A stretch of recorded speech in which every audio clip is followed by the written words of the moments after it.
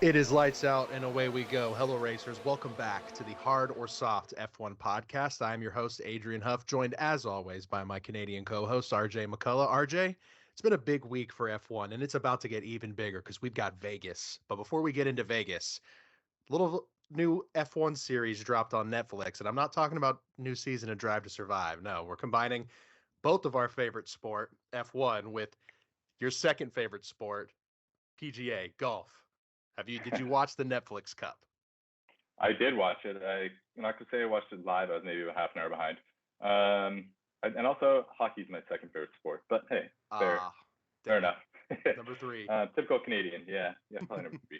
But yeah, I did watch it. I'd say overall it was good. There was definitely some things that didn't kind of go over as well as intended. But overall it was good. I think maybe the things that didn't go, it seemed to be a bit of like confusion a lot of times, or like not really knowing what to do with Bert Kreischer and Marshawn Lynch.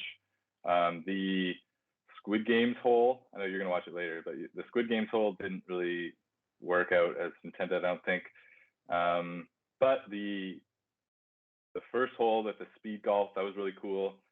Made from some funny moments. The overall like format and like banter, I guess, was pretty good. That everyone seemed to actually, like, the F1 guys were really competitive, which I think made the pro golfers be a little bit more competitive. Because there's been a lot of these type of things lately, and they're not usually very entertaining. They're always a big letdown. And this, I'm not gonna say was like the most exciting or must watch or anything like that, but yeah, it was nice. And they kind of peppered in some Netflix like ads and stuff. They did like a little preview of next season of Drive to Survive, and it's just looks like a very manufactured conversation on the golf course between Lando and Zach Brown at the start of the season when their car was an absolute piece of trash. But yeah, and then there's a few other things in there. But yeah, but Bert Kreischer, you saw the clip of him stopping that protester, and then at the end he took his shirt off and wanted to be sprayed by champagne. So kind of doing his typical Bert Kreischer thing. But yeah, overall, I wouldn't be surprised if they did it again. Carlos Sainz definitely the best golfer of the F1 group, and Pierre Gasly definitely the worst. Judging by some clips I've seen, Alex Albon looked a little rough. He like pointed to his girlfriend. He's like, "This is for you." He like fell over. Yeah, he did fall over one time. That was tough. Oh my gosh! Yeah, not a bad event. In maybe a similar realm, not Netflix, but the video game realm, my boy Lewis Hamilton, kind of a little double dose of video game news today. I don't know if I'm pretty sure they're both real. I don't know if there's a chance that they're fake, but I think they're real. Oh yes. What video games? Do you want to take this one? You're more the video game guy.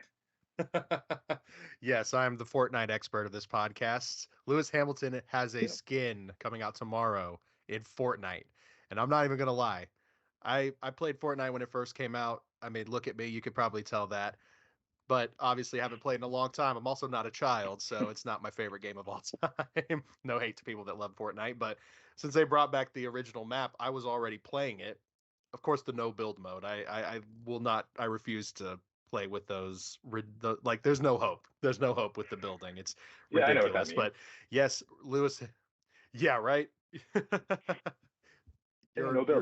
You're somewhat familiar with Fortnite, right? But yes, he's got a skin in Fortnite and a skin in Rocket League, and they look very similar as far as like style goes. So I guess he worked with, like, I don't know if it was like a collaboration with everybody or if he had like a designer come up with some patterns or something like that. But yeah, Lewis is a busy guy, man. I mean, he's got Fortnite, Rocket League, he's got his new non-alcoholic tequila company, he's producing the Formula One movie with Brad Pitt. I mean, he does it all. Watches, got it all. Also, Rocco. Forgot about Rocco. Yes. Rocco's in the Fortnite one as well, in front of his board. So, yeah, and he's his little backpack. So when you're running around, he's just going to be like on his back, just like looking around. That's awesome. I have to play it just to try it. Is it something that you have to pay for, or is it like downloadable content, or you have to pay? It's in the item shop. Like $44. I'm not positive. I'll definitely let you know, but it'll probably be something like $10 to $15, I would guess. I don't know. Although it is a free game, so I guess that's how they make their money. Fair enough. Yeah, so much money. Another thing they were talking about during the Netflix Cup was they are auctioning off the first car that Lewis Hamilton ever won a Mercedes race in, and it's the first time they've ever like sold a race used car, I guess, for Mercedes. And the opening bid is $10 million, or I think that's what they said. It's going to sell between $10 and $15 million. They expect. Oh my god, which is insane. And then there's another at Abu Dhabi. There's another auction. It's like Ferraris and old McLarens and everything. And yeah, same thing, like $2.5 to $10 million for these cars. What are people going to do with them? But yeah, it's crazy. If you were rich, would you buy like what car, I guess, would be your number one to buy? oh dude, I mean, if I had complete unlimited disposable income, yeah, it's got to be a Formula One car. And getting the first, is it a champ? Was it a champ? I guess it's a championship winning car. It has to be, right? Was it the first? His 2010. first? Yes. My F1 I don't know, history but I knowledge is assume no. it would be. But I would definitely, I mean, imagine owning the car that Max not only did his first race at Red Bull in, but won his first race as well. I mean, it's really cool. And to the fact that they're even selling that, I mean, that's crazy. I guess, I mean, they've got so many of those Mercedes on display. I mean, I wonder what determines if they keep it on display forever in their like factory, or what, which cars and memorabilia are they going to auction off for, whether it's charity or just pure profit, I guess. Yeah, I don't really know how they necessarily decide it. So I'm just looking at the. Do you say what So year was it? yeah, I think it was 2010, and Oh, then okay. Sebastian Vettel won there. Yes. I just didn't know if they won the constructors or not. I don't know. I don't think so. But it would probably say right there. McLaren, still very cool. The start of Red Bull Renault. One of, if not the most amicably legendary driver team lineups of all time. I mean, Niki Lauda convincing Lewis Hamilton to go to Mercedes will go down as probably the, if not the smartest driver move of all time. I mean, I don't think that's up for serious debate. So very cool. And I'm interested to see what the final selling price will be. I mean, yeah, I don't even know how they can price something like that. I guess it's just to whoever purchases it, I guess. Because if I was like Jeff Bezos rich, shit, I'll pay 20 million for that car. Hell yeah, absolutely. Yeah. And they'll have to like use one of those things to get it up into like a massive condo building, like 50 stories up. Get like a crane. Just lift it up. Like, yeah, like they do at the races when you see Andrew. Yeah, like Checo at Monaco. Yeah, exactly. Just lifting him up into your condo. Yeah, before we get into the Lega stuff, there's one more. GM is coming on as, I guess, an engine supplier for 2028. So GM Cadillac, which bodes well for Andretti potentially getting in. Do we care about this or no? I'm very interested. I mean, it's still not even confirmed Andretti and Cadillac are going to be able to join the F1 grid as a team. So even if that falls through and they still end up doing the engine supplier thing, I think that's, obviously great for them. But if Andretti are allowed to join the F1 grid and they still continue to do the engine supplier thing, I think that's just, I mean, there's nothing I think that can be a drawback for that as a fan. Maybe for other teams, you got Mercedes and Ferrari sweating because they're going to lose some customers potentially. But by all means, I mean, I want to see an Andretti customer team. I mean, let's see Haas switch over to GM, I mean, it just makes the most sense. And I don't know if they plan to use their own engines immediately starting off. I would assume so. But I guess if they are able to enter the grid in 2026, then 2 years later, they'll start offering that to other teams, which I think is really cool and shows how confident they are in their entry to the sport, and all the more reason that they should be allowed to join it. I want to see Cadillac on the grid. Yeah, they seem to be kind of checking all the boxes you need, and Andretti even said, like, we want to be in F1 before this comes into place. So I don't know if they have to use a different engine until then, or what the case may be with that. But Yeah. yeah, they seem to be jumping over every hurdle, checking every box. Just seems, if they can pony up the money, it seems kind of like a no-brainer to everyone. That's not, I guess we don't obviously have a financial incentive for them not to be in there, where some of the F1 teams think they do, but right. Seems like there's enough money to go around, and the sport has really grown a ton. So having Andretti would, even like, imagine those Netflix episodes of a new American team coming in, like that'd be pretty sweet. So get that Netflix money. Season 9 of Drive to Survive is going to be banging. Yeah. Oh yeah. They seem to think that they're going to be ready to join the grid their goals, if they're approved right on time, they want to be on the grid in 2025, which I think is a little bit crazy and seems a little bit it seems like it would put them in a disadvantage developing an entire car for a regulation that's about to go out the window. I feel like we've talked about this before, but yeah, I think 2026 is just like the perfect year for them to join. But I mean, the sooner the better, that would be just absolutely crazy if they're just like, you've got a year until you're ready and you're going to be on the grid. It's like, oh, we got to build a car. That's a documentary I want to see. That would be a pretty cool documentary. But we can move on to the main topic. Vegas week, finally.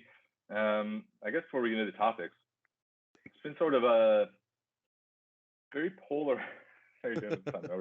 very polarizing week already in terms of opinions and comments, and kind of the just overall thoughts on F1 being in Vegas, from people in Vegas, from people in the F1 world, from people in North America, from people in Europe, et cetera, et cetera. But now that the week is here and we're really just a day away from them being on track, the opening ceremonies are in about 4.5 hours.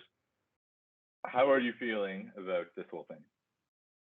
I'm excited. I know there's a lot of different opinions going around. Some people are complaining about just the locals and the turmoil they're going through to have this race put on, the actual race itself, how it could be a little dangerous, could be a little cold, the pit exit. Also, we've talked about the crazy times, that's kind of comes with this sport. You're going to live in a different region. These races take place all over the world. So you're going to have some crazy race times, but me and you, we're going to be watching quali at 3 o'clock in the morning. Yes, sir. Yes, sir. And I thought the race was going to be at midnight our time, but it's actually 1 a.m. because I think I think it starts at 10 there, if I'm doing my time zones correctly, which is a little bit crazy, but overall, I would say I'm excited. I don't know, like that we'll talk about I guess we could go ahead and just briefly talk about some of the new liveries, but like Red Bull revealing their new livery, which I think is absolutely gorgeous, perfectly fits the weekend. But that reveal was fucking insane, dude. I mean, they upside down rappelling from the ceiling inside a club while there's just dancers and smoke. I mean, that shit is crazy. But I mean, I guess that kind of comes with the location. Vegas baby. Yeah, Vegas baby. So I think it's got potential. I mean, there's a way I think you could be a little tongue in cheek about it with the pre-race celebrations. Very much looking forward to the grid walk with Martin Brundle. That's going to be absolutely epic. But as I think I mean, I thought Miami was a little cringe. So I'm sure this will be just an absolutely unwatchable mess, which is amazing, is what I want. I just don't see how this will just go down as, yeah, that was just fully awesome. Nothing awkward or horrible or weird happened that whole weekend. But yeah, overall, I'm very, very excited. I hope we get some good racing. I hope we get an exciting win, because I know that's just what this whole sport has been building towards, is this weekend. So it needs to be epic. But what are some things that you are excited about this weekend? Yeah, I've definitely gone both ways on it. I thought it was kind of a bit of a show at a certain point, but I'm definitely, now it's coming up, I am quite excited for it. I think the kind of uncertainty over at least the track stuff and the tires and all that might actually end up making for a good race. If it ends up being what I want it to be in terms of Lewis winning or doing well, that remains to be seen with the long straights and Mercedes' lack of speed last race. But yeah, I'm definitely excited for it.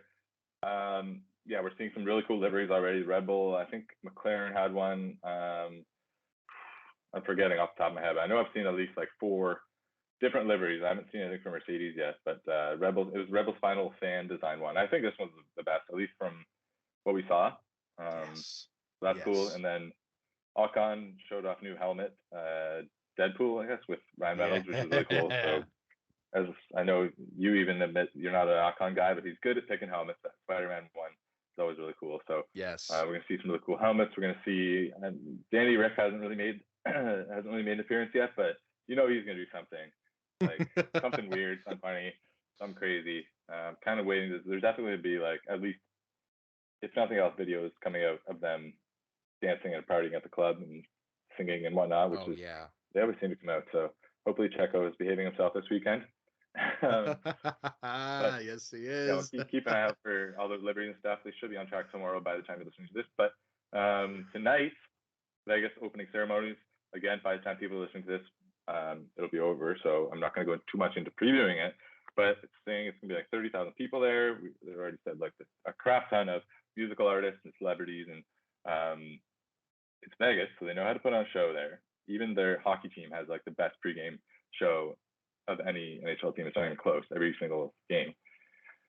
So is there any chance they can pull it? Because they're saying this is going to be like essentially a new version of the Super Bowl halftime show. That's like such a big event that people tune in. That's what they want this to be. I'm kind of in the same mindset as you, as these things always just end up being so cheesy with F1.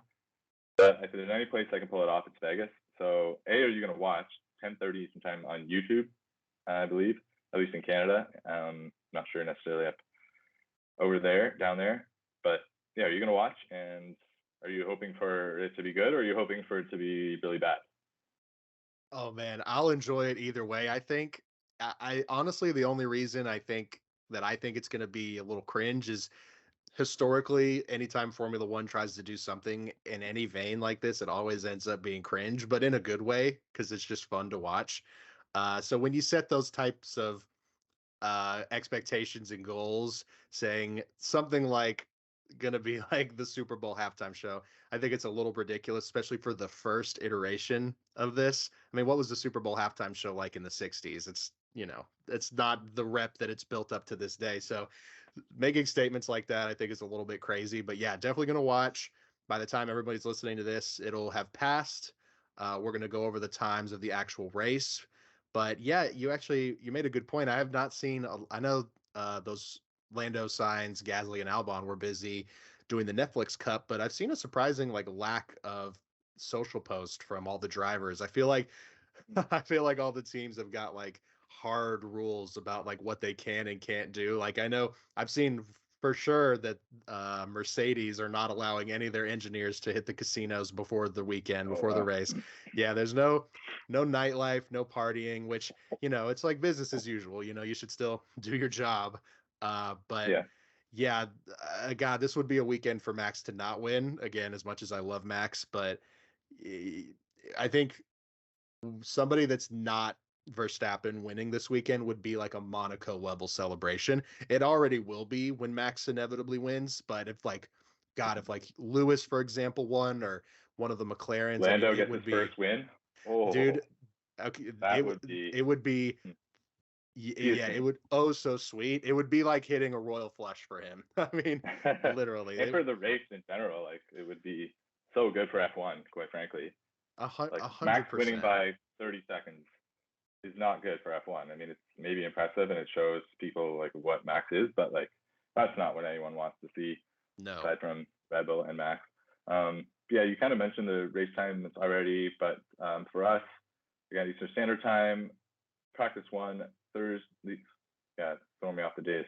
Thursday night, 11:30. Friday morning, 3 a.m. And then Friday evening, practice 3, 11:30. Qualifying Friday night / Saturday morning, 3 a.m. You know what I mean? And then the race, 1 a.m. technically Sunday, but Saturday night, because it's their time, it's 10 o'clock. So that's that. The circuit, obviously, they've never raced here before, and kind of a mystery, but it is a 6.2 kilometer, 17 turn street circuit, which winds its way past iconic locations, Adrian. Iconic locations like Caesar's Palace, the Bellagio, and the Venetian. Oh, there it is behind you. Wow, look at that. There you go. It's 50 laps, 5-0 laps, circuit length, like I said. No lap record yet, obviously. Yeah, I don't know. A lot of it be determined by how what would you call it? Like I guess for lack of a term, like the paving of the track, like how smooth it is, how the tire drag goes. It's been talked about the track. I mean, the guys haven't been out there yet, so all they've been really able to do is pretty much only a more sophisticated version of what we can do, which is run it on what they have as a simulator, we have as F123. But I spent the last half an hour before recording just doing my research and doing some practice and qualifying and race around. What is this circuit called? Just Las Vegas circuit? Yeah, that's a good question, actually. Las Vegas Strip Circuit. Oh. Doesn't sound good. Las Vegas Strip Circuit. So I was spending the last half an hour doing my laps around the Las Vegas Strip Circuit. And my takeaways are that the straights, there's two extremely long straights. So my main takeaway, depending on how they do the DRS, if it's the same as in the game, it's going to be interesting because it might be hard for the guy in first to pull away. Because if you can keep within DRS, you should pass the guy every time because the DRS is so long. So if you can stay within a second, then you pass, and then you're just kind of like going back and forth. So, I mean, eventually Max or whoever's leading will probably break the 1 second, but if they can keep it within it on the two DRS zones that are pretty close to each other, could make for an interesting race. The pit exit is, if it's the same as the game, might be a problem because, I mean, it's different in the game because it kind of like leads you out of the pits on its own, and then it gives you control when you're like 3/4 of the way out. And if you're not like paying attention right away, you drift right into the middle of the track.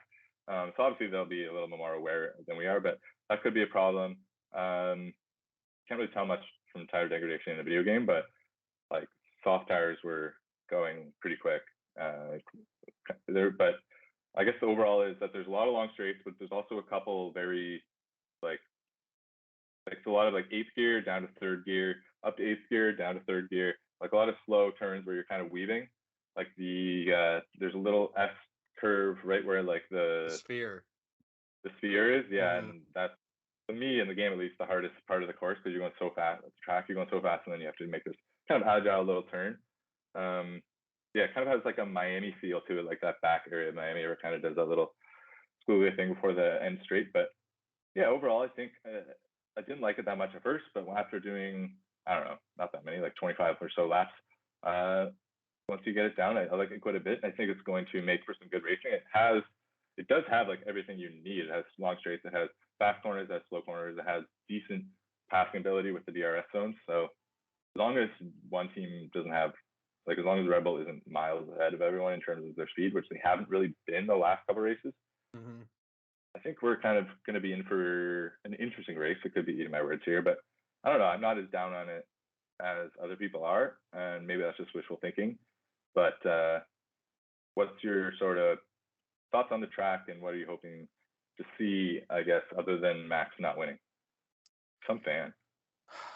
I'm right there with you. I'm not really subscribing to this whole hate Vegas thing. I mean, the amount of posts I've seen where people are like, it's going to be horrible racing, it's going to be this, it's going to be that. I mean, we don't know, we've never seen it. And it makes me think about how everybody said these same things about Miami, but Miami was pretty interesting, especially this year. I enjoyed Miami a lot more this year than the first year. And I feel like if Vegas continues, they're signed for 10 years, so hopefully they will. But that's how I feel like Vegas is going to be. It's going to get a little bit more smoother. It's going to be a little bit more like next year. It's not going to be, it's not going to be as apparent. It's the first ever GP there. Right. So I also played a couple of the laps. I played the scenario challenge that they had for Vegas this week. It's with Lewis. You start out on like old hards, and you can either stay on them or pit for softs and then try to climb up to the front of the grid. I actually crashed coming out of the pit lane, which I thought was really, really funny. I hope it wasn't a sign of what's to come this weekend. But yeah, it's a very fun track. I just don't see how you can just immediately look at this track and be like, yeah, it's going to suck. Because like you said, if like I could see Max in first and Lando maybe 1.4 seconds away, even without DRS, like Lando could still pass him potentially. Like that's how long the straight is. It's unbelievable. Yeah. So I'm very excited. I just hope it's not like so cold that these guys are just struggling to even get it up into eighth gear and continue that pace down the straight. Hopefully they can manage their tires, get the temperatures up, and yeah, like you said, I think there's a lot of potential for some actual good racing this weekend. Even if it ends in Max winning, as long as it's entertaining and we've got a good quali, for those of us that can stay up for it, I'm very, very excited. Yeah, me too. And in terms of like the cold tires, I think that it's going to suck if every team has issues with it, but it might be like a team like Red Bull, if they're a team that's maybe it's not their strength getting the tires up to, because like their tires last longer, but if they don't get hot as quick, maybe. So Yeah, maybe they'll struggle a little more, whereas a team like Haas maybe will randomly do really well, which that could be kind of cool. I'd love And then that. in terms of like, I was just thinking when you said like how Miami wasn't great at first, and then it's gotten a lot better after 1 year. It's going to keep progressing, so we're going to have to think the same with Vegas, so we can't get our hopes too high or too low after this week. But that just reminded me of like when Baku first came in, everyone hated it. Thought it was going to be the worst track of all time. The first race there, I think, was like kind of bad, in fact. But then now it's like it's a staple on the calendar. Like it's great. It's one of the best tracks. It has like one of the coolest sections, like the castle and section, and then just like a super long straight, which has caused some drama in the past. But yeah, it's hard to judge right away on a track. I mean, I like this one better than Miami already, but I hated the Miami track in the video game for a long time, and then it took me a lot of laps and a lot of driving it to kind of start appreciating it, and then I went there, and then now I love it, obviously. But Oh yeah. yeah, you can't really judge a track at the very beginning, but this one's fun to play. It's definitely not. Hopefully, it'll be fun for them to drive. It's definitely not the hardest track ever, but there are some spots where you have to be really precise, and if it gets windy, it can be really tough. So, looking forward to that. Hoping Lewis can get on the podium. I don't know if it was just a setup issue in Brazil, but if they're having that same issue with lack of speed, they're absolutely screwed. If teams that don't have straight line speed here, they have no chance. So maybe we'll have to look at Baku and Monza and see who did well there, and they'll probably do well here. But cars change so much too, so hard to tell. But yeah, hoping for Lando to do really well, hoping for Lewis to do really well, and I mean, yeah, I don't know, the Ferrari guys. It'd be nice to see Red Bull have a rare week off, but who knows if that's going to happen. Yeah, what's your kind of ideal podium this week? Dude, if Max could DNS safely like Charles did at the start of Brazil, I would immediately be like, Vegas is peak F1. Yeah. We're in this. Let's go. This is about to be a peak F1 2023 season. I mean, best race of the year.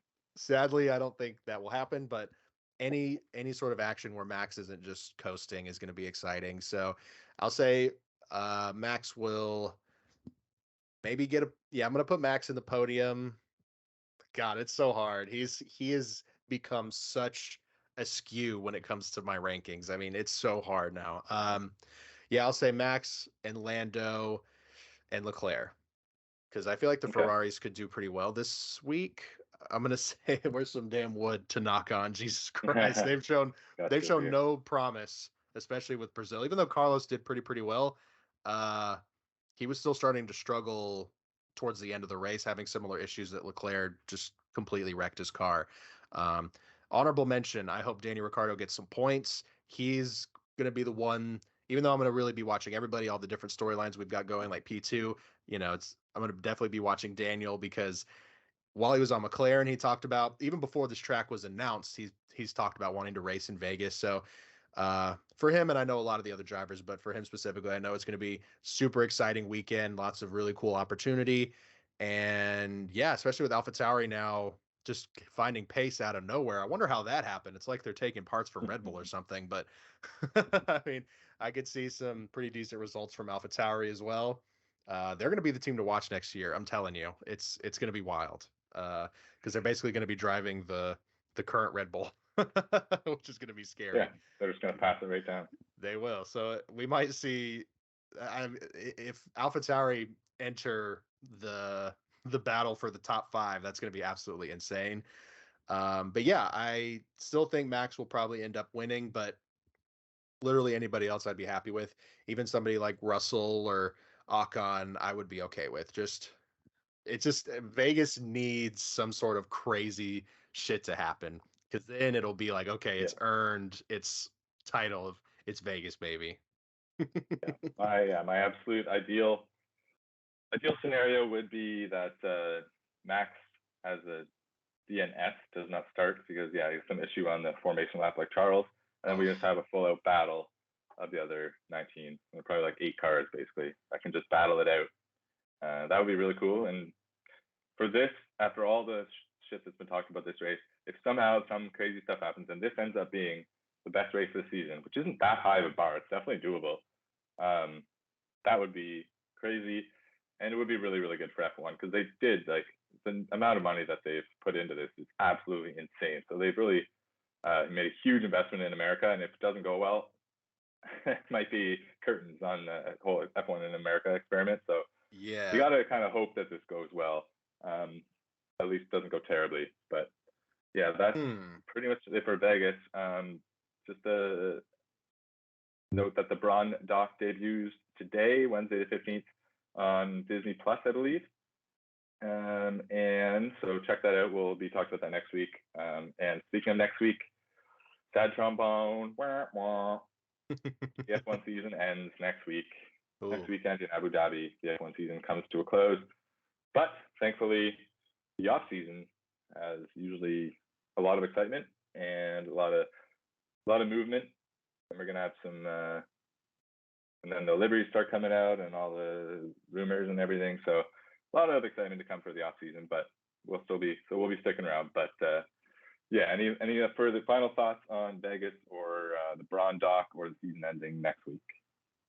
Gosh, yeah, I'll be watching the Brawn documentary this evening, or at least starting it, and we'll be talking about that next week, along with the preview to Abu Dhabi and the Vegas recap. That was, you said sort of something interesting of if this, I mean, they're already struggling to sell all the tickets and they're having to drop prices, but if this weekend kind of goes down as sort of a overall failure, just didn't reach the heights of the expectations that they set, this will be the last question I ask. Do you think that Vegas, out of the 3 American races, is going to be the first that they cut? Or do you think they're so in on having a race in Vegas that they might sack potentially Miami? I think Coda would stay, but out of those 2, which one do you think would go first?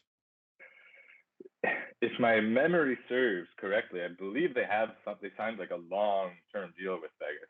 And so I think they are kind of locked into Vegas. I'm sure there's ways out of that. And I could be completely wrong on that. Maybe it's only a 1-year deal, but I can't imagine they'd be doing all this for a 1-year deal. I think it's 10. Yeah, I think Miami. Yeah, that's what I was thinking. I think it's 10. I think Miami maybe only has. They're certainly not 10. Mm-hmm. So I was gonna say 5, but that would have just been a guess. But yeah, I think if they were going to act one, it would be Miami. But I don't think we're in any real risk of that happening for the next few years. I think if they're going to bring Andretti in, I think that's worth giving a shot, because even if like a strong mid to upper team, like Haas is the only American team, and they're not even really American. They just operate. Yeah, like they don't really represent. So if a good team out of America with an American driver that was good, maybe, then I think, then I think maybe that's the peak it could be. But yeah, I think we're not in any danger of that at this point. But yeah, I think Miami would probably be the one to go if one had to. I can see that. That's good. I just wanted to ask that because I was thinking about that when you were bringing that up, and I didn't want to just lose that thought. I'm excited, though. I think Vegas could become, it's not going to replace Abu Dhabi, obviously, but I really feel like it could be just one of those races. I mean, the way I look and get excited for Brazil, it's like these tail end GPs that are just so iconic. I feel like there's for sure potential for it to join those ranks. I'm not agreeing that all these people already forming an opinion that it's not going to be good. I don't agree with that. I'm very excited, and yeah, we'll see what happens. That's it though. That is it. Thank you once again for joining me and my American co-host, Adrian Huff, for another episode of HOS Hard to Soft Podcast. We will be back next week to wrap it all up. Obviously, follow, subscribe, like, all of that good stuff. America, Vegas, F1. Bruh. See you next week. Peace.